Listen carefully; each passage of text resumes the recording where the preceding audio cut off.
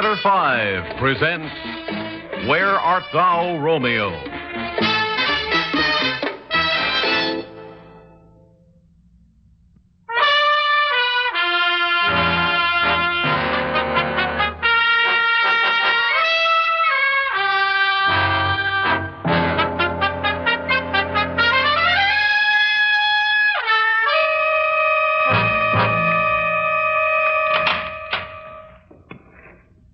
Is that you, Daniel? Yes, sir. Where have you been? Just when I need you, you go off to some dusty museum or science lecture. I had an extremely interesting interview with Dr. August Merenheim. Oh, wonderful. Well, I just hope there'll be enough scientists in Brazil to keep you happy. Brazil? Oh, Brazil isn't advisable, Mr. Baines. Well, when you can come up with something better, let me know. Well, if you're caught jumping bail, you'll lose any real chance for freedom. Yeah? Well, there comes a time when all the best lawyers just start going through the motions. If I go to trial this time, Dunningham, I'll go right from the courthouse to Leavenworth. So let's start to pack. I agree about the trial, sir, but the state and the local authorities are anticipating that you will run, and whatever cash you take with you will be confiscated. You don't need to spell it out for me. I have a selfish interest, sir. I would prefer that you remain free and that my salary go on uninterrupted. Therefore, I'll suggest a far safer method of escape. I'm listening. I'm simply proposing that you die and be buried in Ireland, as you've requested in your last will and testament. No, it won't work. The lawmen won't buy a phony death certificate. They'll want to take a good look at the corpse. Well, Mr. Baines, my interest in science is not as haphazard as you think.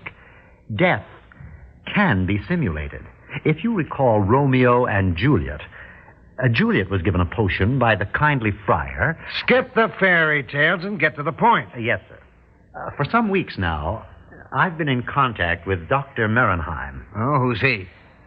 Well, this gentleman is an obscure scientist who published a small paper on the possibilities of suspended animation. He sees it as a means of protection for astronauts in extended space flights. To all outward appearances, the subject would seem to be dead, but would awaken when the effects of the drug wore off.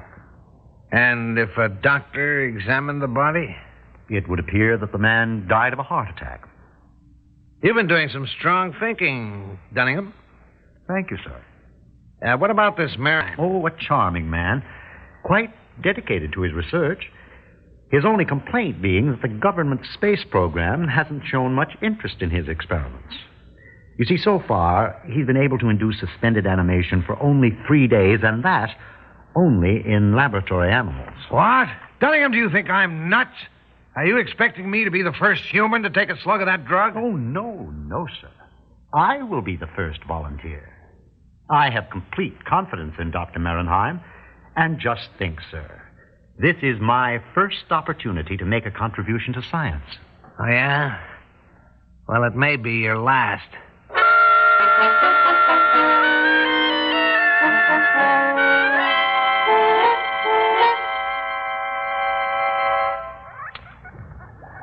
Ah, boys, you're full of life today, huh?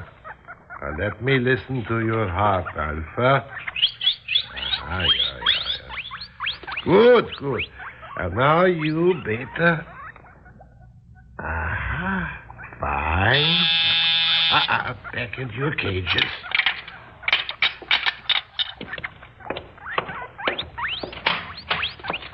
Good afternoon, Dr. Merenheim. Mr. Allen, come in. Thank you. Well, I have good news to report, Doctor. My employer, Mr. Essex, has studied the results of your experiments, and he has decided to accept my recommendations. Decided to accept? Oh, Mr. Allen, you don't know how much How can I thank you? Oh, nonsense. I merely did my job. I convinced Mr. Essex that your work was of tangible importance, unlimited in application. Work that he would be proud to sponsor. Of course, as I mentioned in the past, Mr. Essex insists that certain conditions be met. Naturally. You told him my estimate for a new laboratory and the staff? Well, he feels $100,000 is an insignificant amount. He insisted that we immediately place at your disposal $500,000. $500,000? Oh, please, it is too much. No, nonsense, Doctor. And now, the conditions. Actually, there is only one. You're to provide me with a dose of the drug with instructions as to its administration. Now, if it works on me, then you shall receive all that Mr. Essex promises. I never expected. Well, if you... Oh, all right. We'll arrange for a hospital room where I can keep you under constant supervision during... No, I'm afraid you didn't understand me, Doctor. Mr. Essex wishes to see the effects for himself. He can come to the hospital. Anonymously? Come, Dr. Merenheim. With $500,000, you'll be able to... But Mr. Essex, is he a scientist?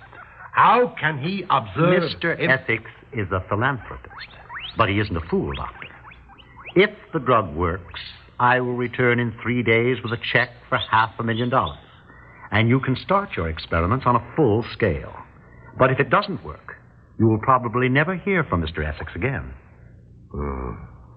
Where will the drug be given to you? I should be there. Are you worried that it isn't safe? There could be complications. You may sleep a little longer than 3 days, or perhaps less. I should be there. If there are complications, Mr. Essex will send for you. Mr. Allen, I have complete faith in my drug. But faith alone. Please. This is a scientific matter. It should be conducted only scientifically. All right, Doctor. I'll report our conversation to Mr. Essex. I hope your reluctance won't cause him to doubt. But he's a strange man. It's entirely possible that with a single shake of his head, he will instruct me never to mention your experiments again. So good day, Dr. Merenheim, and... Wait, please. All right, Mr. Allen. I will do as Mr. Essex asked.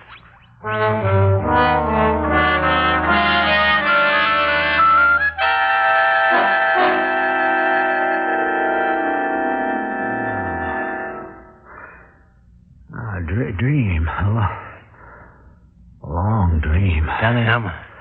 Huh? Dunningham. You're coming out of it. Oh, Mr. Baines. Come on, pal. Sit up now. Oh, how long was I under? 72 hours and 43 minutes. Oh. How do you feel? Well, it's strange. I feel nothing. It couldn't have been 3 days. I was beginning to wonder if you hadn't gone to sleep for all time. That's all I would have needed, the cops to find a corpse. Why, I'm not even hungry. What's happened since I took the drug? Nothing much. My lawyer came up with a big idea. He wants me to cop a plea, maybe get off with only 15 years in the pen. Well, that hardly compares with 3 days in a coffin. Yeah. Do you feel completely okay? I mean, no hangover or anything? I believe you're less worried about me than you are about yourself. That's right. Well, you've had these 3 days, Mr. Baines.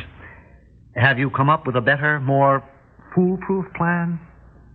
Okay, Dunningham. It'll be up to you from here on. The coffin, the plane tickets, getting my dough, putting it into the line of the coffin. First things first, sir. Oh, yeah, right. You'll have to get another dose of the drug from Merenheim. And then you've got to do something. Oh, yes, sir. I understand.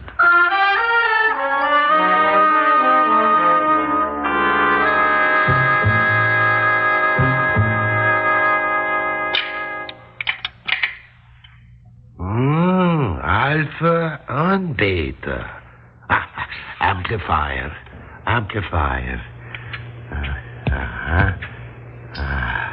Good.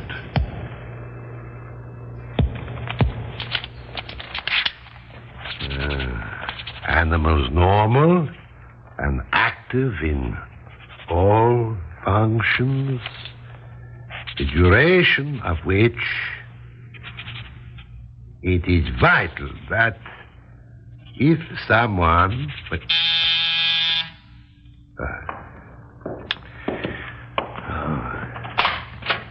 What? Mr. Allen, I'm glad to see you, sir. Well, I'm delighted to say that the experiment went exactly as you predicted, Doctor. Good, good. Now you must give me as full a report as you can. Your sensations, memories, time lapsed, everything. Well, now, I'm sorry, Doctor. I can't spare the time to do that. I need another ampule of the drug. Another ampule? Why? Mr. Essex would like to repeat the experiment. Oh, that's impossible. It may be dangerous if you take another dose so soon after the last. This is it, isn't it? Yes, but please, Mr. Allen, you must listen. I am listening. Now, there's no cause for alarm, but you must allow me to follow my experiment through. Yes, I will give you no more doses of the drug until I have observed you over it of several weeks. Oh, this isn't for me. It's for Mr. Essex. For Mr... What? Oh, no, I won't permit it. Mr. Allen, we must proceed in an orderly fashion. Exactly, Dr. Merenheim. And as I promised, I've brought you a gift from Mr. Essex. But I'm afraid it isn't the gift you expected. A gun? How observant, Doctor.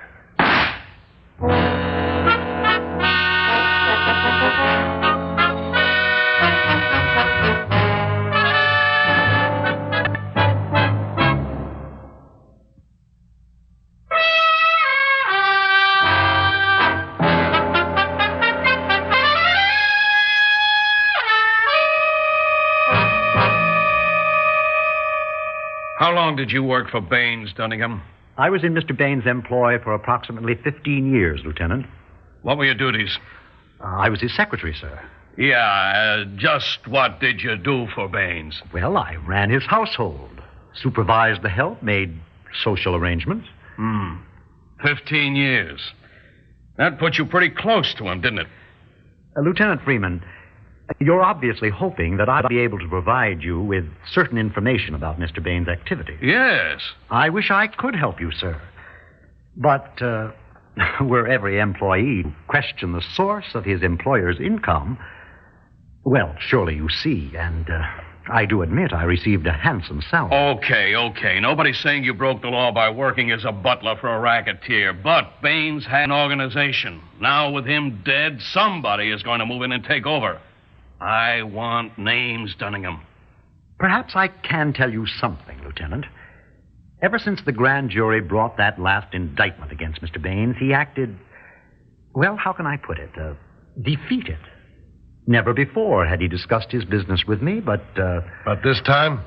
Well, perhaps it doesn't mean anything, but he said that I may have to be looking for another employer. Oh? And nothing else? Well, there was a lack of something. Except for his attorneys, Mr. Baines had no phone calls, and no friends came to see him at the house. One day, I walked into his study, and I found him staring at the telephone. He looked up at me and said, "All the rats have left the ship." Now you're breaking my heart. Okay, Dunningham. That'll be all. Thank you, sir. I'm sorry I couldn't have been more helpful. Good day, Lieutenant. Sergeant. From him, a big nothing. Well, I guess there's no reason to stop him from carting Baines' body over to Ireland for burial in the old sod. No reason at all. Well, Baines beat the rap again. But this time, he took the hard way.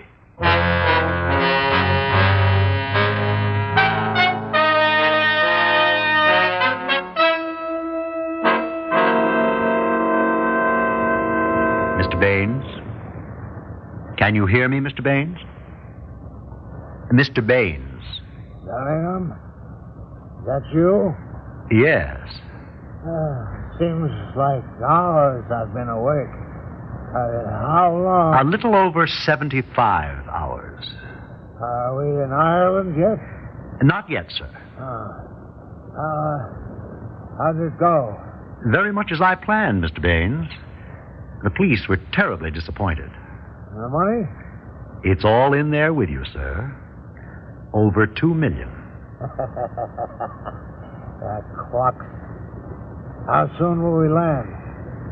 About 14 days, sir. What? We're on a slow freighter, Mr. Baines. As you know, I'm not fond of air travel, and this was such a splendid opportunity to get the sea air. Dunningham, let me out. Oh, that would be terribly inconvenient, Mr. Baines. Let me out. Let me out!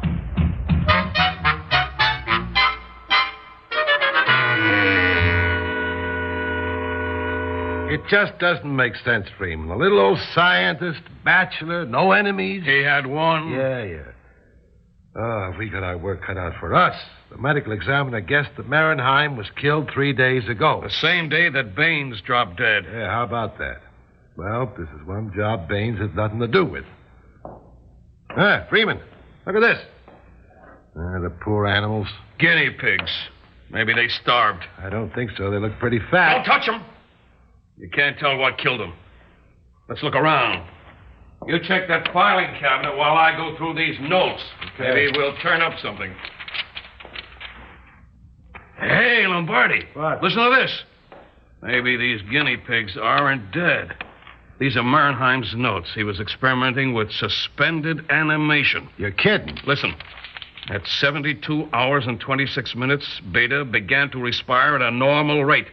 At 72 hours and 39 minutes, Alpha began to breathe normally. Alpha and Beta, these guinea pigs? Yeah, I think so. But listen to what Marenheim wrote a few days later. On the day he was killed, both animals behaved normally and were active. All functions were normal for 3 days. But on the 4th day, I discovered Alpha and Beta had lapsed into a state of suspended animation once more. Yet I had not administered additional doses of the drug. These animals are alive. Why, if you didn't read that, someone might have performed an autopsy on them. I'm not worried about a couple of guinea pigs. Here, take a look at this. Yeah. It is vital that my human subject be placed under close observation. Unless this is done, he may suddenly return to a state of suspended animation and be presumed dead. Return to a Yeah. Some poor guy is walking around ready to keel over at any minute, and whoever finds him will think he's dead. We got to do something. Find him. But where do we start looking? I don't know.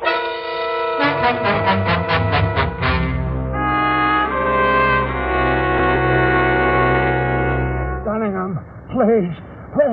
You can take all the dough. Just let me out. If I let you out, you'd try to kill me on the spot. Oh, no. Oh, now stop it, Mr. Baines.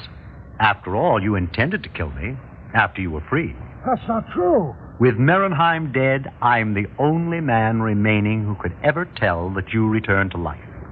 Surely you thought of that. I'm merely beating you to the punch. I tell you I won't. Will you promise? Yeah, I promise anything. Forgive me. I'm sorry, Mr. Baines. But when I open this casket, you'll be dead. Really dead. Oh, I can't imagine what's wrong with me. This air down here in the hold is a bit thick, but... May I suggest that you get... Dunningham, give me a break, please. Don't let me die in this box. Not this way. Dunningham, answer me, please. Dunningham! Dunningham!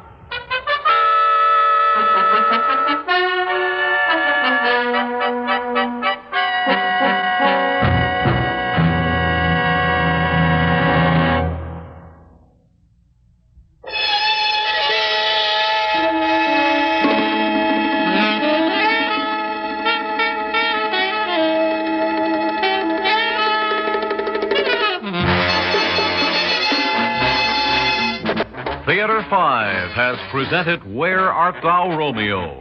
Written by Leonard Stadd, produced and directed by Warren Somerville.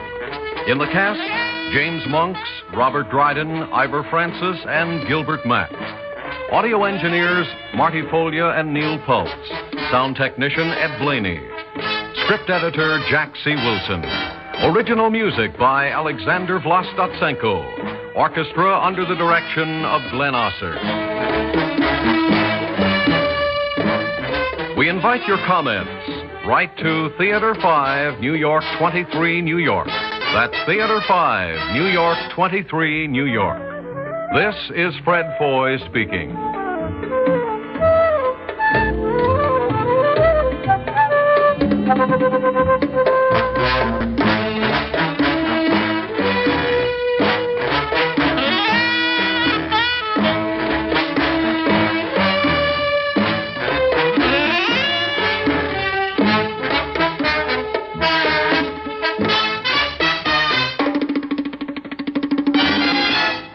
This has been an ADC Radio Network production.